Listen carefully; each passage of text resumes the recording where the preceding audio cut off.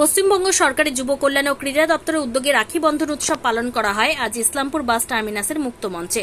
এদিন সকলকে রাখি পরিয়ে ও বিভিন্ন সাংস্কৃতিক অনুষ্ঠানের মাধ্যমে এই দিনটি পালন করা হয়। এদিনের এই অনুষ্ঠানে উপস্থিত ছিলেন ইসলামপুর পৌরসভার চেয়ারম্যান কানাইয়ালাল আগরওয়াল, বিভিন্ন ওয়ার্ডের কাউন্সিলর সহ অন্যান্যরা। আজকে দিনটা আমরা আমাদের রাজ্যের মুখ্যমন্ত্রী মাননীয় মমতা বন্দ্যোপাধ্যায়ের নির্দেশে সাংস্কৃতিক দিবস হিসাবে উদযাপিত করছি।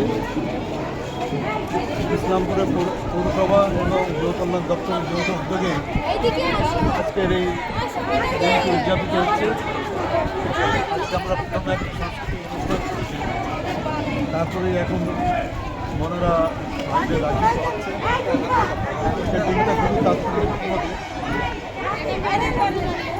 কবিগুরু রবীন্দ্রনাথ ঠাকুর বঙ্গভঙ্গ আন্দোলনের প্রাককালে বলেছিলেন যে যেহেতু বঙ্গভঙ্গের একটা চক্রান্ত করছে,